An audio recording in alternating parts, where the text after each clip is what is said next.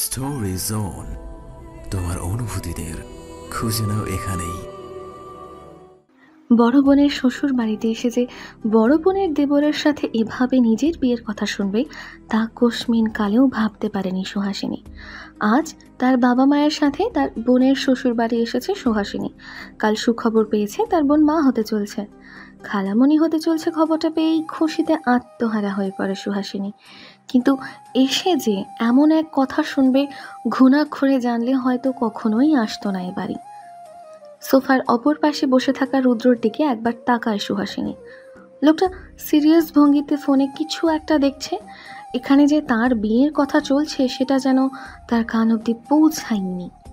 লুৎফর রহমানের ছোট ছেলের সাথে তার ছোট মেয়ের বিয়ের জন্য প্রস্তাব পাবে রফিক সাহেবও ভাবতে পারেনি।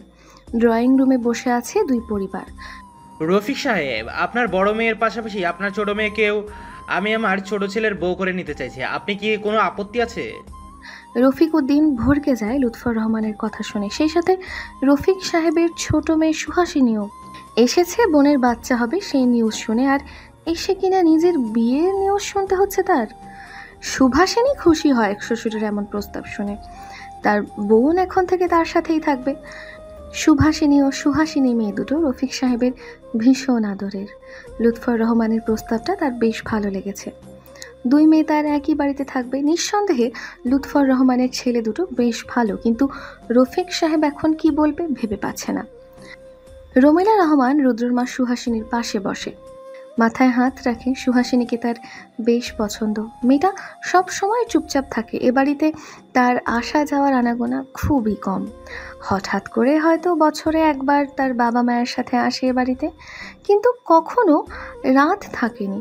কত বলে কয়েও মেয়ের বাবা মাকে থাকতে রাজি করালেও মেয়েকে রাজি করাতে পারেনি। রফিক সাহেবকে কিছু বলতে না দেখে লুৎফর রহমান আবার বলে ওঠে, ভাই, আপনি কি রাজি নেই প্রস্তাবে? না না ভাই, তেমনটা না। আসলে মেয়ে আমার তো এখনও ছোট, উচ্চ মাধ্যমিকের গণ্ডি এখনও পার করেনি। এত তাড়াতাড়ি বিয়ে? আমার না হয় ওদের আকরটা করিয়ে রাখি সপ্তাহখানেকের মধ্যে, পরে না হয় এক সময় বিয়ের ডেট ফিক্সড করে বেলবো সুহাসিনী উচ্চ মাধ্যমিক পরীক্ষা শেষ হলে। তাও অবশ্য করাই যায়। সুহাসিনী বাবার সম্মতি দেওয়া দেখে অবাক হয়। তার মতামত তো কেউ নিচ্ছে না, সবাই শুধু নিজেদের মতো করে বলে যাচ্ছে। সুহাসিনীর মা সুমনা মেয়ের দিকে তাকায়। মেয়ের চোখে অসহায়ত্ব, চোখের ইশারায় স্বামীকে কিছু বলেন সুমনা। রফিক সাহেব স্ত্রীর ইশারা পেয়ে একবার মেয়ের দিকে তাকায়। সুভাষিনীকে চোখের ইশারায় সুহাসিনীকে উপরে নিয়ে যেতে বলে। এখন বড়দের মধ্যে তাদের থেকে লাভ নেই। সুভাষিনী বোনকে নিয়ে নিজের রুমে চলে আসতে নিলে সহসা রুদ্র মাথা তুলে তাকায়। চোখাচোখি হয় সুহাসিনী আর রুদ্রের।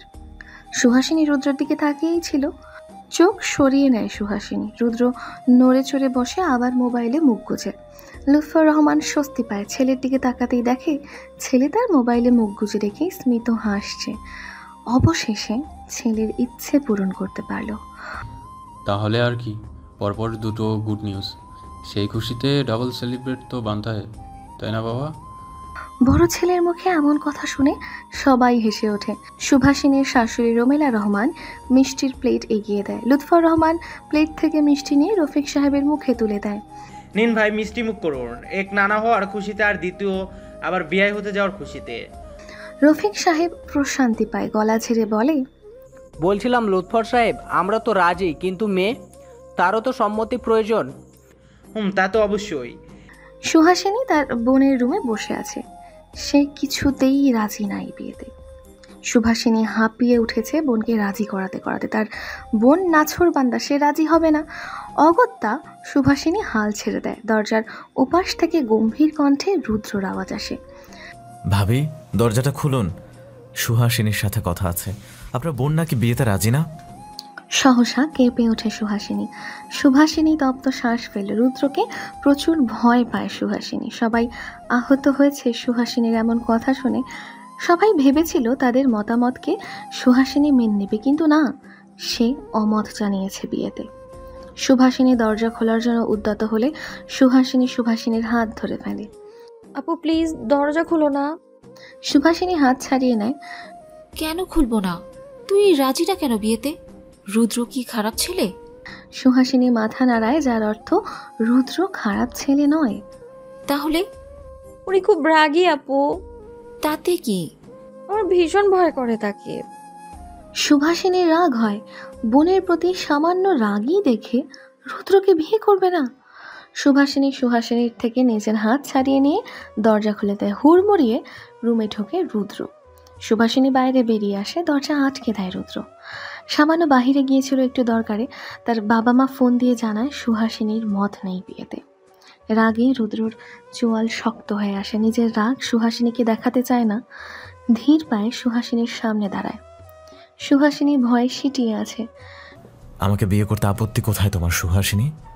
সুহাসিনী আরও জড়সড় হয়ে বসে, মুখ দিয়ে কথা বের হচ্ছে না। সুহাসিনীকে কিছু বলতে না দেখে আবার জিজ্ঞেস করে, বাড়ির সবাইকে মানা করেছো কেন যে তুমি বিয়ে করবে না? তবুও নিশ্চুপ সুহাসিনী কি বলবে যে সে রুদ্রকে ভয় পায় তাই বিয়ে করবে না? রুদ্র শত চেষ্টা করেও রাগকে কন্ট্রোল করতে পারে না। এবার কিছুটা জোরেই বলে ওঠে, বোবার মতো চুপ হয়ে আছো কেন? কিছু জিজ্ঞেস করেছি তোমায়, হয় কিছু বলবে, আর তা না হলে এখন যেভাবে চুপ হয়ে আছো ঠিক সেভাবেই চুপচাপ বিয়ে করবে। ভয়ে সুহাসিনীর ছোট্ট দেহটি কেঁপে যায়। এত কেঁপে ওঠো কেন? জাস্ট একটা রিজন বলো, আমাকে কেন বিয়ে করতে চাচ্ছ না? আমি দেখতে খারাপ, নাকি আমার মধ্যে কোনো পার্সোনালিটি নাই তোমাকে বিয়ে করার? নাকি রুদ্র নিজ থেকে তোমায় বিয়ে করার প্রস্তাব দিয়েছে তাই এত দ্বিমত? এবার কিছুটা সাহস সঞ্চয় করে সুহাসিনী কাঁপা কাঁপা গলায় বলে, তেমনটা না, আপনাকে ভয় লাগে আমার। আপনার সাথে যতবার কথা হয়েছে ততবারই আপনি রাগান্বিত হয়ে কথা বলেছেন, যা আমার নরম হৃদয়ে অনেকটা প্রভাব ফেলেছে। রুদ্র অবাক হয়, তার রাগকে ভয় পায় এর জন্য বিয়ে করবে না? শুধু এই ব্যাপারটার জন্য বিয়ে করতে চাইছো না? সুহাসিনী মাথা নাড়ায়। আচ্ছা বেশ, এখন থেকে আমি কোনো কথা বা এমন কোনো ব্যবহার করব না যাতে তোমার নরম হৃদয়ে কোনো প্রভাব ফেলে। ওকে, চলবে? সুহাসিনী নিশ্চুপ, কি বলবে ভেবে পায় না। একটা মানুষ এত নিশ্চুপ থাকতে পারে সুহাসিনীকে না দেখলে জানতেই পারত না রুদ্র। তপ্ত শ্বাস ছাড়ল। নিচে গিয়ে বলবে যে তোমার কোনো আপত্তি নেই বিয়েতে, বুঝেছো? যাও। সুহাসিনী নড়ে না। সুহাসিনীকে নড়তে না দেখে রুদ্র নিজেই রুম থেকে বেরিয়ে সুহাসিনীকে বলে, নিচে গিয়ে বলবে যে তোমার কোনো আপত্তি নেই বিয়েতে, বুঝেছো? যাও। ভাবি সবাইকে বলুন সুহাসিনী রাজি বিয়েতে, তার কোনো অমত নেই, আর আমি এখনই অ্যাক্ট করতে চাই, বাবাকে জানিয়ে দেবেন। কথাটা বলে একবার পেছন ফিরে সুহাসিনীকে দেখে হনহন করে চলে যায়। সুহাসিনী অবাক হয়, বলছিল তো সপ্তাহখানেক বাদে এঙ্গেজমেন্ট হবে, তাহলে এখন কেন? সুহাসিনী টলমলে চোখে তাকায় সুভাষিনীর দিকে। বাবা প্লিজ, আমি এক্ষুনি কোনো আক্ট করতে চাই না, তুমি কিছু একটা করে আটকাও। আর এমনিতেও ওনাকে জাস্ট বোনের দেবর হিসেবেই চিনি, ওনার সাথে আমার সেভাবে কখনো কথাবার্তা বা মিলমিশও হয়নি। আমার সময় চাই। রফিক সাহেব মেয়ের পানে চাইল। মেয়ের কথাটাও ফেলে দেবার মতো নয়। সত্যি এই সম্পর্ক গড়ার আগে সময় চেয়ে নেওয়া উচিত ছিল। মেয়ের মাথায় হাত রাখল রফিক সাহেব। আচ্ছা বেশ, তুমি যা চাইছো তাই হবে। তোমার সময় চাই, এক্সামের তো আরও 6-7 মাস বাকি আছে। সেই 6-7 মাস পর কি বিয়ে করতে আপত্তি আসে? সুহাসিনী সময় নিল, কিছু একটা ভেবে বলল, না বাবা, নেই। রফিক সাহেব স্মিত হাসলেন। ড্রয়িং রুমে চলছে পিনপিনে নীরবতা, কারো মুখে কোনো টু শব্দ নেই। রুদ্র তাকিয়ে আছে শীতল চোখে সুহাসিনীর দিকে। সুহাসিনীর দৃষ্টি ফ্লোরে। রুদ্র তপ্ত শ্বাস ফেলল, সবার দিকে তাকিয়ে বলল, আচ্ছা বিয়ে আক্ট যাই হোক না কেন, সুহাসিনীর এইচএসসি পরীক্ষার পরেই হবে। এখন জাস্ট সুহাসিনী আমার সামনে সম্মতি দিলেই চলবে। সুহাসিনী মাথা খানিক উঁচু করে। লুৎফর রহমান গলা ঝেড়ে নেয়, সুহাসিনীর দিকে তাকিয়ে বলে, এখন কি তোমার অমত আছে সোহামা? সুহাসিনী লুৎফর রহমানের দিকে তাকায়, মুখ দিয়ে বলল না, কিন্তু মাথা নাড়িয়ে বলল, যার অর্থ কোনো অমত নেই এক্সামের পরে বিয়ে বা আকদ হলে। স্মিত হাসল রুদ্র। বিকেলের দিকে সুহাসিনী ও তার বাবা মা চলে গেল। রুদ্র নিজের রুমের ব্যালকনিতে দাঁড়িয়ে আছে। সুভাষিনী দরজা নক করে। ব্যালকনি থেকে রুদ্র জিজ্ঞাসা করে, কে? আমি সুভাষিনী রুদ্র। রুদ্র ব্যালকনি থেকে রুমে আসে, দরজা খুলে সুভাষিনীকে রুমে ঢোকার জন্য সরে দাঁড়ায়। সুভাষিনী বিছানায় গিয়ে বসে। ধন্যবাদ ভাবি। কিসের জন্য? তখন আপনি আমায় না বোঝালে হয়তো অনেক বড় ব্লান্ডার করে ফেলতাম। রাগের মাথায় নিজের সিদ্ধান্তকে সুহাসিনীর উপর চাপিয়ে দিয়ে ফেলেছিলাম। সুভাষিনী বিছানা থেকে উঠে দাঁড়ায়, হাতে থাকা ছোট্ট কাগজটা রুদ্রর হাতে ধরিয়ে দেয়। রুদ্র ভ্রু কুচকে চোখের ইশারায় জিজ্ঞেস করে, কি এটা? সুহার ফোন নাম্বার। সুহার ফোনে তোমার নাম্বার সেভ করে দিয়েছি। আর ভাই রুদ্র, রাগ কমানোর চেষ্টা করো। তোমার রাগকে সুহা ভয় পায়। সুহা ভয় পায় এমন কোনো কাজ বা কথা তার সামনে করো না বা বলো না। চেষ্টা করবো ভাবি, কিন্তু একটা মেয়ে যে এত ভয় পায় তা আপনার বোনকে না দেখলে বুঝতেই পারতাম না ভাবি, ট্রাস্ট মি। সুহা একটু ভীতু প্রকৃতির, চুপচাপ ইন্ট্রোভার্ট। তার সাথে তোমার সফটলি কথা বলতে হবে রুদ্র, রুড হয়ে না। আচ্ছা তাহলে আসি, ফোন দিয়ে কথা বলবে। আর সুহাকে স্বাভাবিক করবে, যেন সে তোমার সাথে কথা বলতে গিয়ে অপ্রস্তুত না হয় বারবার।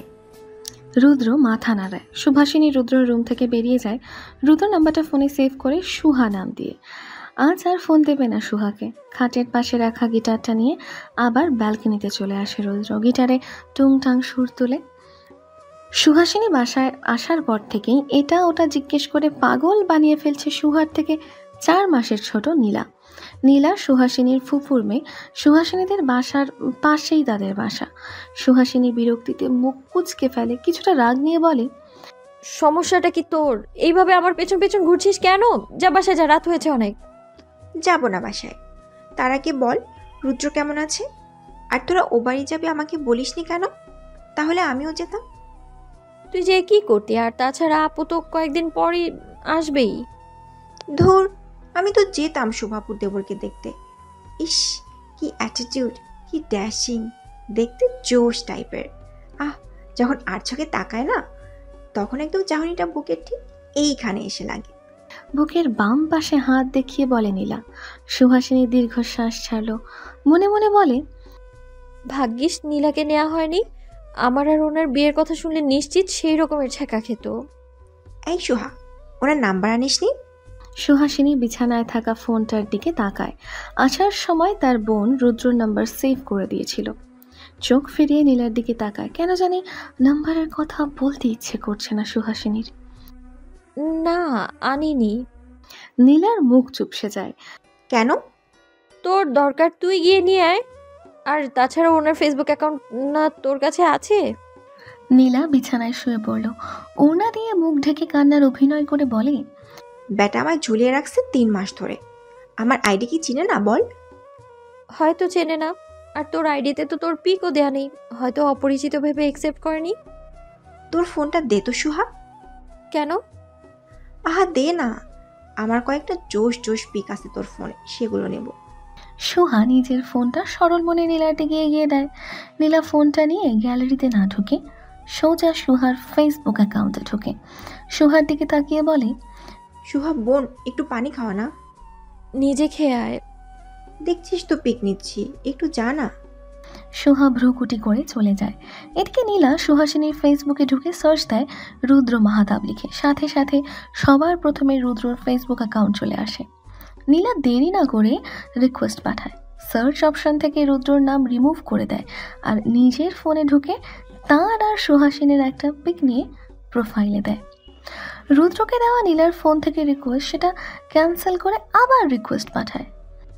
দরজা দিয়ে সুহাসিনীকে আসতে দেখে তড়ি ঘড়ি করে নীলা সুহাসিনীর ফোনটা রেখে দেয়।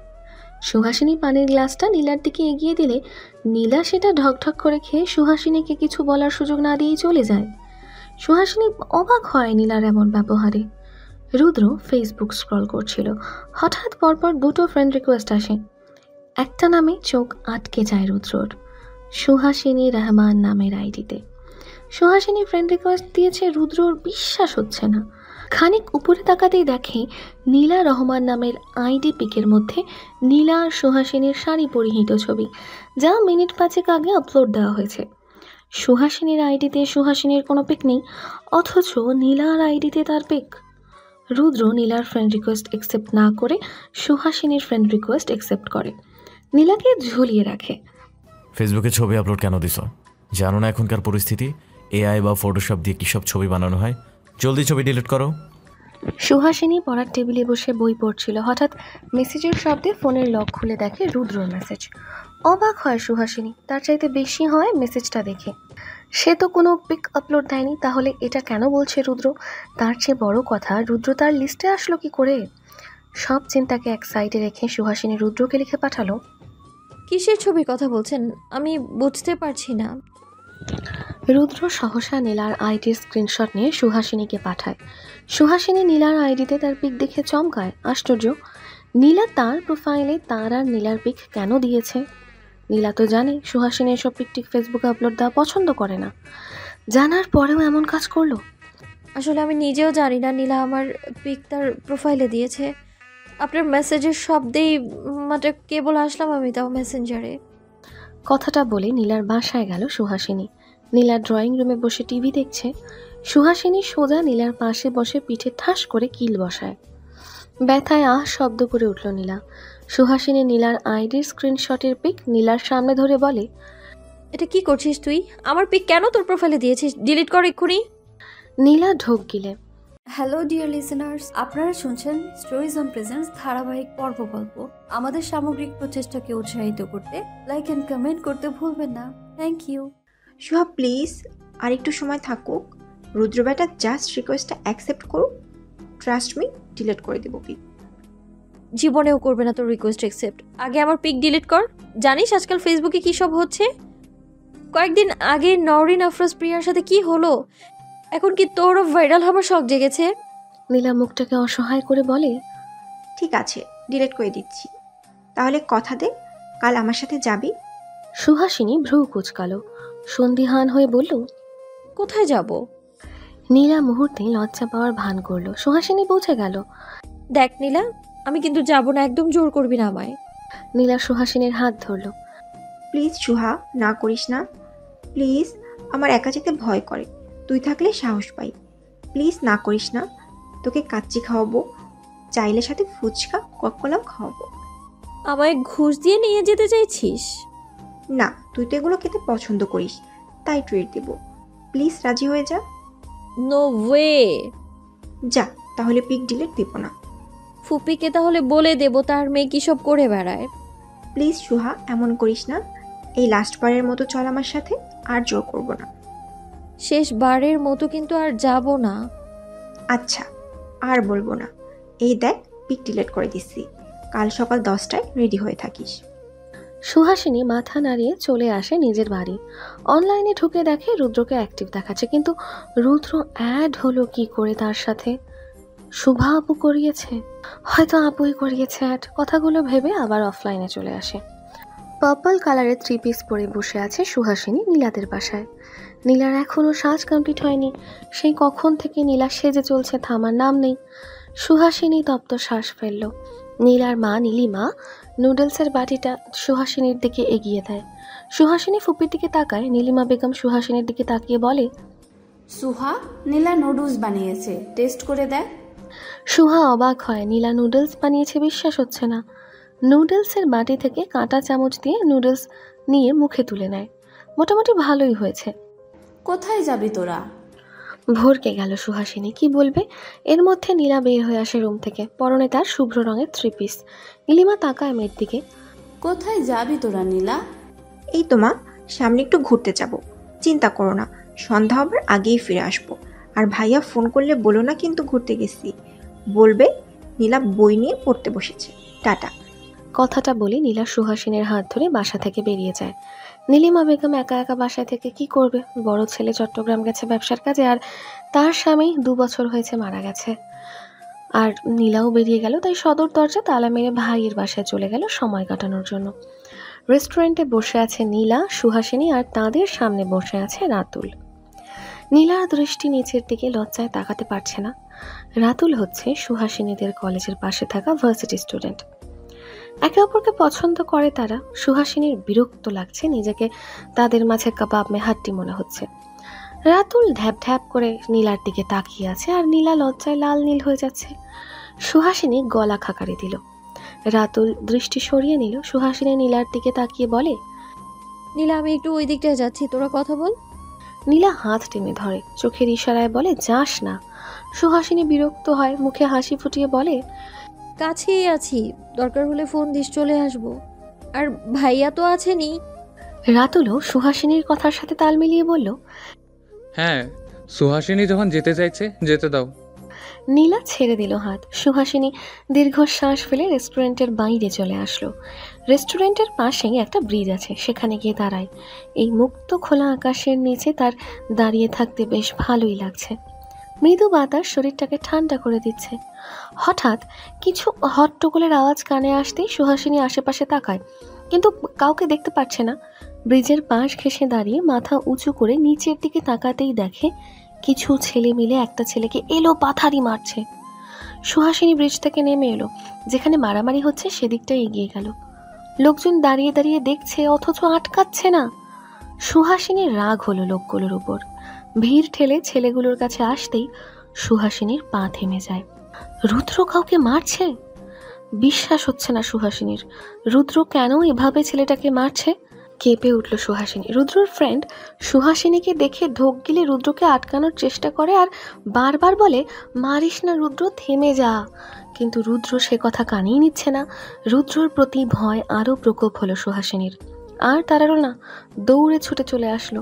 এই ছেলেকে সে কিছুতেই বিয়ে করবে না। রুদ্রর ফ্রেন্ড রবিন রুদ্রকে টেনে ধরল। রুদ্র, ব্ল্যান্টার করে ফেলছিস, ওই দেখ ভাবি। সহসা রুদ্রর হাত থেমে গেল। ঘাড় ঘুরিয়ে দেখল সুহাসিনী দৌড়ে চলে যাচ্ছে আর বারবার পেছন ঘুরে তাকাচ্ছে। রুদ্র ও শেট বলে হাতে থাকা লাঠি নিয়েই সুহাসিনীর পেছন দৌড় লাগালো। রুদ্র সুহাসিনীর পেছন পেছন দৌড়াচ্ছে আর বারবার বলছে, সুহাসিনী দাঁড়াও। কিন্তু সুহাসিনী তো সুহাসিনী, ভয়ের রানী আস্ত হাবা, সে তো দাঁড়ালোই না। উল্টো রুদ্রকে হাতে লাঠি নিয়ে তার পেছনে দৌড়ে আসতে দেখে দৌড়ের গতি আরও বাড়িয়ে দিল সুহাসিনী। পেছন থেকে রবিন চিৎকার করে বলছে, রুদ্র, লাঠিটা ফেলে দিয়ে তারপর ভাবির পিছনে দৌড়া। রুদ্রের কান পর্যন্ত সে কথাটা ঠিকভাবে পৌঁছালো না, কানে আসলেও স্পষ্ট শোনা যাচ্ছে না। রুদ্র এবার রাগ নিয়েই বলল, এই সুহাসিনী, দাঁড়াচ্ছ না কেন? সুহাসিনী পেছন ঘুরে রুদ্রর দিকে তাকিয়ে দৌড়াতে দৌড়াতে বলল, আপনি লাঠি নিয়ে কেন আসছেন? মারবেন আমায়? দেখুন, আমি বাসায় গিয়ে বাবাকে বলে দিব আপনার মতো গুন্ডা ছেলেকে আমি বিয়ে করব। কথাটা আর শেষ করতে পারল না সুহাসিনী। সামনে থেকে আসা এক লোকের সাথে ধাক্কা খেয়ে ধপাস করে পড়ে যায় মাটিতে।